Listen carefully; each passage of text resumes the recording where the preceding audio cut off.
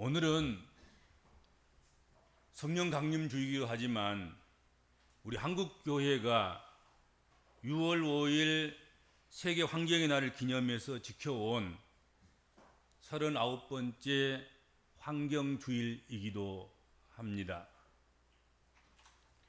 오늘 주신 본문 말씀을 통해서 피조물이 고대하는 바는 그런 제목으로 말씀을 나누도록 그렇게 하겠습니다.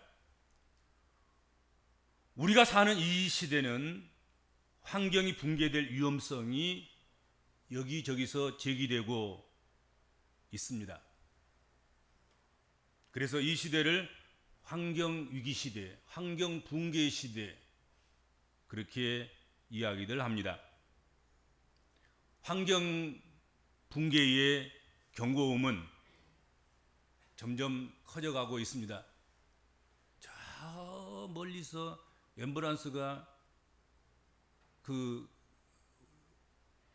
앰뷸런스 음을 내면서 올 때 그 점점 가까이 오면서 우리 귀를 스쳐 지나갈 때는 얼마나 크게 소리를 내는지 지금 환경이 그런 것 같습니다. 옛날엔 저 멀리서 왱왱왱 거리던 것 같은데 지금은 그냥 우리 귀에서 우리 귀 앞에서 그 소리를 크게 내는 그런 지경이 아닌가 하는 것입니다. 이런 경고음을 들을 때마다 우리들은 마음의 부담이 느껴지고 일말의 책임감과 그리고 사명감마저도 듭니다. 그러나 당장 가장 시급한 일은 환경 문제가 아니라 우리의 삶의 여건들과 그리고 직면한 다툼과 그리고 생존과 갖가지 그런 것들 때문에 늘 다급한 일이 우선순위가 되고 환경은 자꾸 뒤로 미루어지는 후순위에 속하는 그런 일이 되고 말고 또 그렇게 되기 십상입니다. 우리가 사는 이 세상은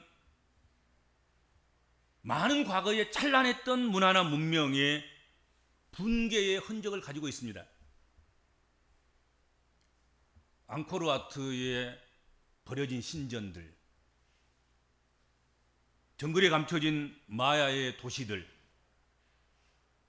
이스터 섬의 거대한 석상들, 이런 것들 주워 섬기려고 하면 끝이 없죠. 수없이 많습니다. 성경에도 수많은 붕괴 역사를 간직하고 있습니다.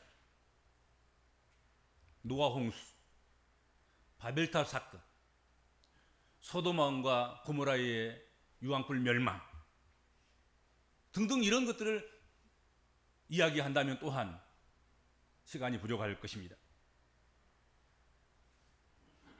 만약 우리가 생존하고 있는 지금 이 시대에 우리 앞에 이런 일이 닥친다면 그 누가 살아남아서 우리의 흔적을 보게 되겠습니까? 오늘 우리가 누리고 살아가는 이 문명의 유효기간은 얼마나 남았을까요? 많은 지구학자들이나 환경학자들은 2050년을 지목하고 있습니다. 그때가 지구 붕괴의 끝날일 것이다. 2050년 얼마 안 남았습니다. 30년도 못 남았습니다. 아마도 우리가 죽기 전에 그런 날을 맞을 수도 있다 하는 경고로 들립니다. 6번째 대멸종이라는 말이 방송이나 언론을 통해서 자주 회자되고 있음을 여러분도 잘 알리라 생각을 합니다. 5번째까지 멸종을 했는데 인류가 이번에 멸망하고 이번에 멸종되면 6번째일 것이다. 그 6번째가 언제일까? 2050년이 아닌가? 뭐 이런 이야기를 하는 거지요. 이 문명의 유효기간을 늘리고 붕괴를 막으려면 어떻게 해야 하겠습니까? 오늘을 살아가는 우리 복음적인 그리스도인들이 환경 문제를 후순위로, 다음 순위로 그렇게 자꾸 무관심하고 미룰 것이 아니라 우선순위에 두어야 한다 하는 것입니다. 제일 먼저, 가장 먼저 생각해야 할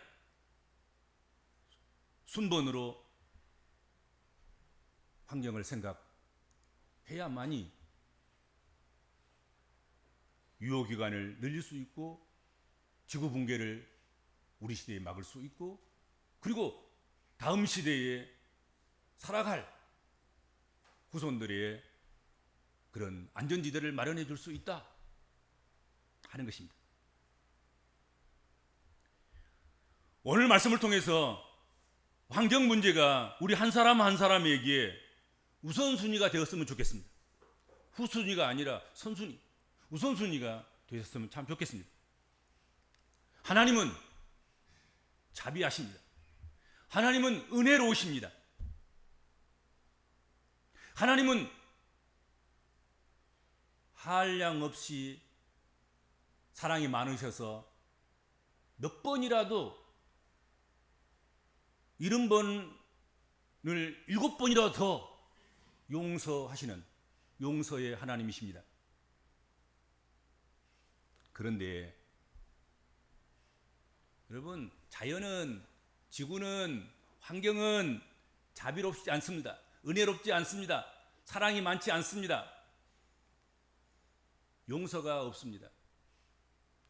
자연은, 환경은, 이 땅, 하나님의 피조물, 이런 것들은 심는 대로 거두는 것입니다.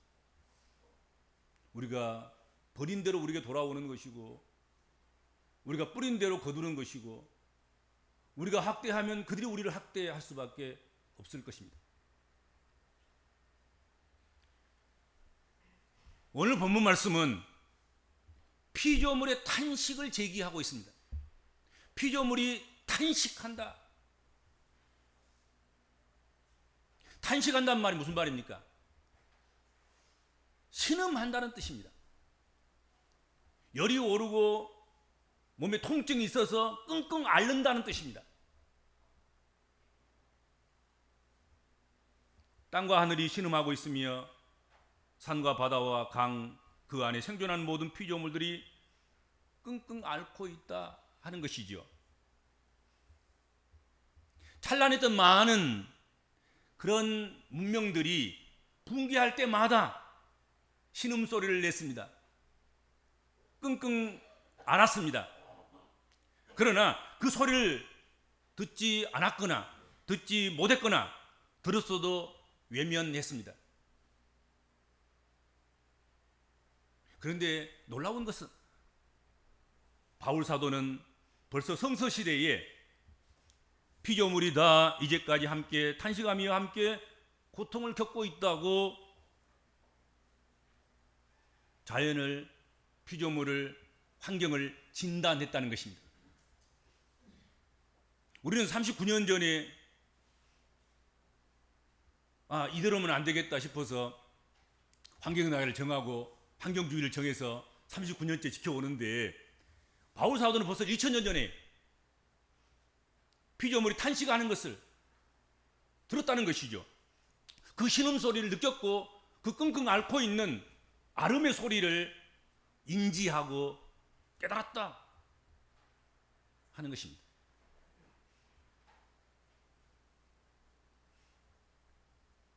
그런데 이 피조물의 탄식은 개별적이고 개인적인 탄식이 아니라 우리가 함께 겪어가야 할 그런 문제다 하는 것입니다. 세상은 보이지 않는 끈으로 얼키설키 다 엮어져 있고 연결되어 있습니다. 피조물이 탄식하고는 그 곳에는 우리의 탄식 소리도 높아간다는 사실을 우리 잊어서는 안 될 것입니다. 피조물 따로, 우리 따로, 지구 따로, 우리 따로, 하늘 따로, 우리 따로, 절대 그러지 않습니다. 함께 엮어져 있고 함께 탄식하는 것입니다. 이 탄식이라는 이 말 자체가 휘스테나조 이 말이 재난을 같이 맛본다는 뜻입니다. 신음소리를 같이 내고 끙끙 앓는 것을 같이 하는 것을 의미하고 있는 말입니다.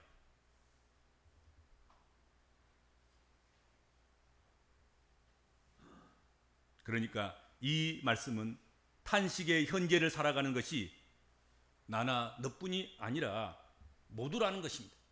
모두가 다 함께 신음하고 끙끙 앓고 탄식한다 하는 것입니다. 탄식하는 피조물들이 여러분 오늘 본문에 고대하는 바는 그랬습니다. 탄식하고 있는 피조물이 간절히 기다리고 또 기다리고 목을 빼고 바라보고 그리고 내다보는 것, 그것은 하나님의 자녀들의 출현이다 하는 것이죠.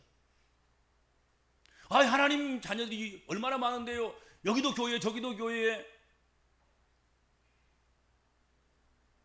저녁마다 대한민국 하늘에 십자가가 네온 사인으로 가득 찬 저렇게 많은 교회, 저렇게 많은 성도들이 있는데 하나님의 아들들이, 하나님의 자녀들이 출현하는 것을 기다린다니요.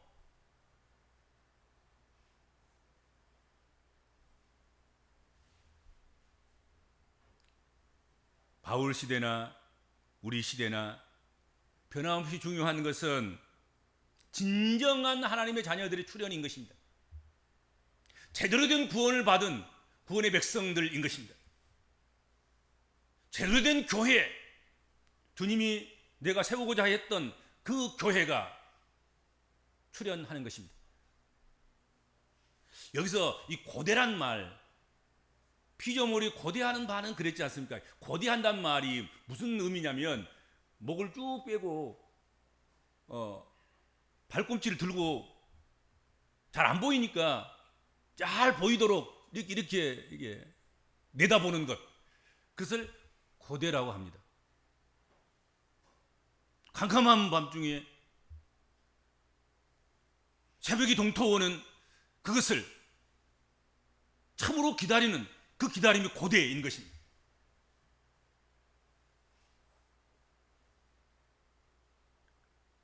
꽃이 머금어서 활짝 피어야 되는데 얼른 안 피니까 한 겹 두 겹 벗겨가면서 빨리 피기를 기다리는 그 기다림이 고대인 것입니다. 피든지 말든지 오든지 말든지 그건 고대하는 것이 아닙니다, 여러분.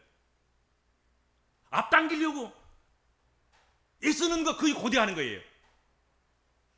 새벽을 앞당겨 보려고 저 멀리 아직 다가오지도 않았지만 저 달려오는 저 마라톤 선수 누군가 하고 지금 고대 내다보는 거지요. 목을 쭉 빼고 그냥 1mm라도 더 앞으로 해서 쳐다보려고 애쓰고 힘쓰는 것, 그것이 오늘 본문에 고대한다는 뜻입니다.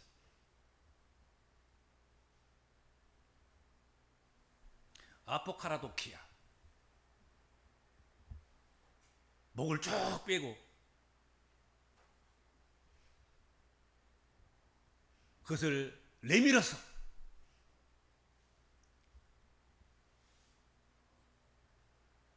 선수를 내밀고 눈썹이라도 조금 더 앞으로 나가도록 그렇게 해서 내가 먼저 맞이하고 먼저 보고 먼저 깨닫고 먼저 참여하고 먼저 경험하는 그 행위를 고대라, 그렇게 이야기한다 하는 것이죠. 아포카라토키아라 그런다.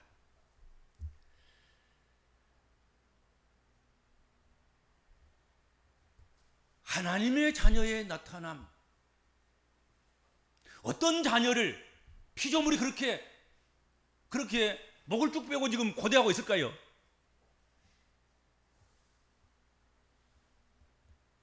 하나님의 아들들이란, 하나님의 자녀들이란 하나님의 구원을 제대로 받은 사람들입니다. 하나님의 구원을 제대로 받은 사람들은 그럼 그 누구냐? 환경적으로 생각한다고 하면 생산을 정의롭게 하는 자녀들입니다. 생산을 정의롭게, 생산을 불이하게 하는 그 모든 것들은 환경을 파괴하는 것입니다.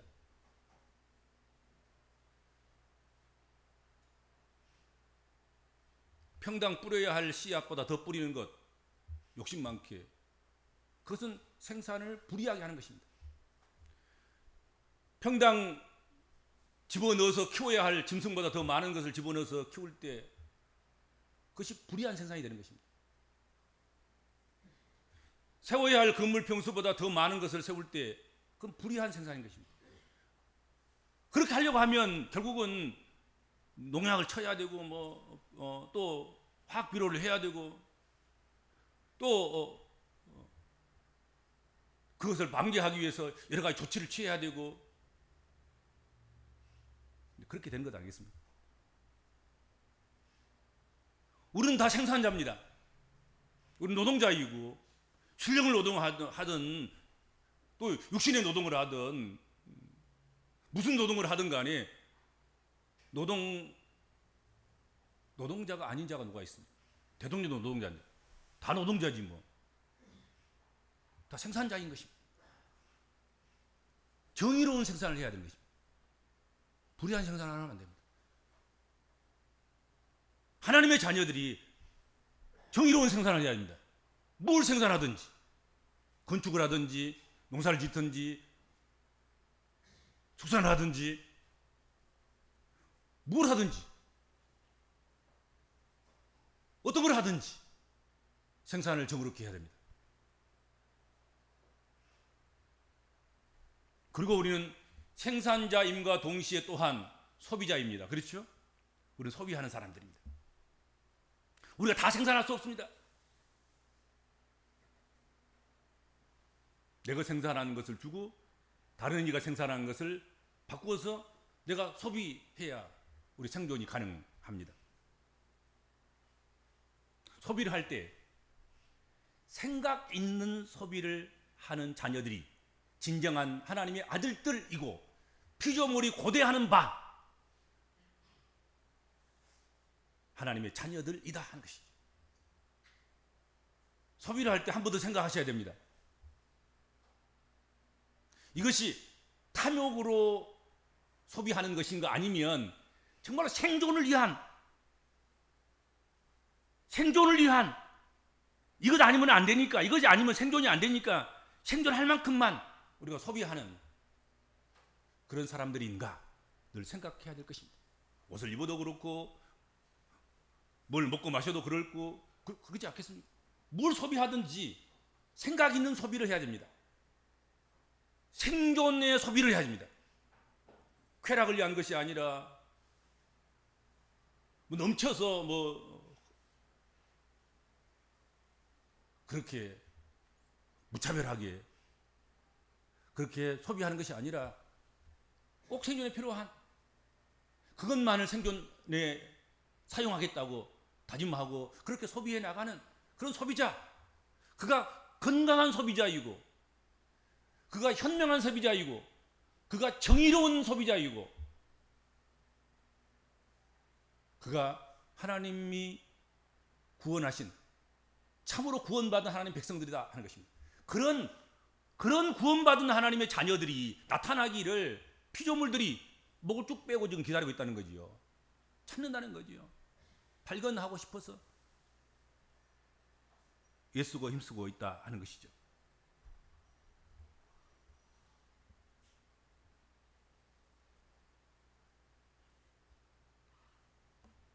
생산이 정의롭고 소비를 생각 있게 하는 사람들이 나타나는 것을 목을 쭉 빼고 내밀고서 애타게 기다리는 피조물들이 하나님의 자녀들이라고 고백하고 있는 우리들을 주목하고 있습니다. 진짜 저 사람이 하나님의 자녀들일까?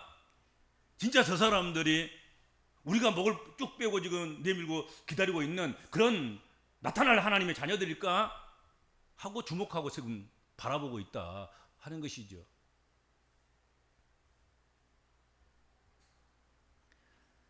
지난 3년간 전 세계를 셧다운 시켰던 코로나19 바이러스 역시 천지 만물을 마음대로 지배하고 약탈한 우리 인간들의 욕심의 결과입니다. 생산을 정의롭게 하지 못했고 소비를 생각 있게 하지 못한 결과임을 고백합니다. 부인할 수 없습니다. 자인해야 할 것입니다. 그러니까 이런 패턴으로 계속해서 생산이 이루어지고 이런 패턴으로 계속해서 소비가 이루어진다고 하면 언제든지 이보다 더 큰 전염병의 시대는 온다 이거지. 팬데믹 시대는 오게 되어 있고 팬데믹의 시대는 계속 될 수밖에 없고 더 무섭고 더 강하고 더 오래가는 그런 환란의 시대가 지구 붕괴 시대가 정말로 와버리고 말 그런 위험성도 항상 가지고 있다 하는 것입니다.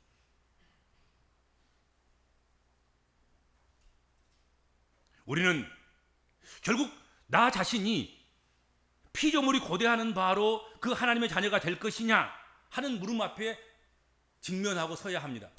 네 정말로 피조물이 고대하는 바 정말로 하나님의 자녀로 서고 하나님의 자녀로 살 것인가 말 것인가? 너 그렇게 생산할래? 그렇게 소비할래? 아멘 할래? 아멘 안 할래? 지금 그런 지금 기로에 서 있는 거예요, 사실은. 그렇죠, 이 시간에. 언제든지 우리 성도들과 교회는 시대에 부응할 수 있어야 합니다.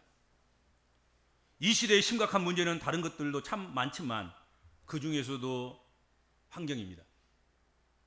지구 붕괴, 기후 붕괴, 환경 붕괴가 우리 눈앞에 지금 있습니다.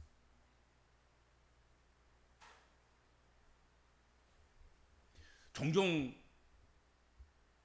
언론에 나오는 뭐 돌고래 사체에서 나오는 무슨 일회용 라이터, 뭐 플라스틱 병들, 각종 뭐 이런 비닐 봉지들 이런 것들이 막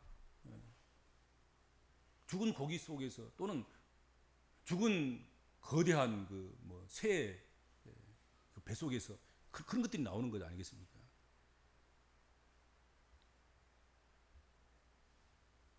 사람들은 자기가 무심코 버린 그 쓰레기는 자연에게 아무런 그런 영향을 주지 않을 것으로 생각합니다. 교회에 나와서 우리가 플라스틱 컵 하나 이게 사용하고 종이컵 하나 사용하고 이것은 환경과는 전혀 관계없을 거라고 생각합니다. 천만의 말씀이에요.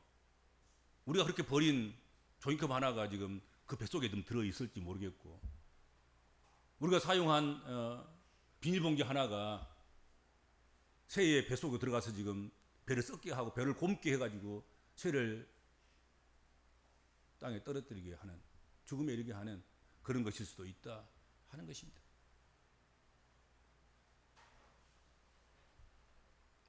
내가 그럴 수도 있겠다. 그리고 언젠가는 부메랑이 되어서 내게로 돌아올 수 있다. 늘 그 생각을 하셔야 됩니다.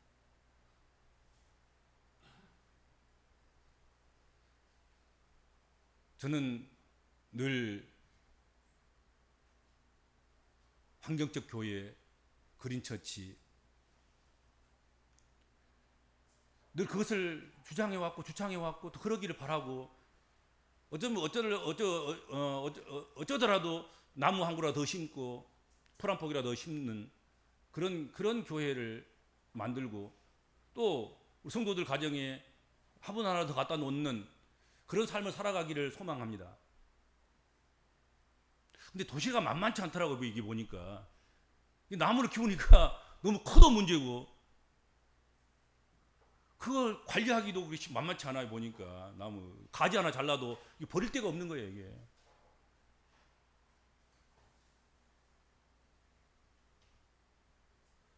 그러더라도 심히 귀찮고 어렵고 비용이 많이 들어간다 할지라도 그럼 지구가 붕괴해서 우리 후손이 살아가지 못하는 우리 대해서나 우리 다음 세대에서 인류가 멸종된다고 한다고 하면 얼마나 안타까운 일이겠습니까? 어떤 비용을 들고라도 그건 막아야 되지 않겠습니까? 그렇죠? 막아야 되지 않겠습니까? 우리 복음적인 그리스도인 한 사람 한 사람이 피조물이 그토록 목을 빼고 고대하는 하나님의 자녀들이 되시기를 주님으로 축원합니다.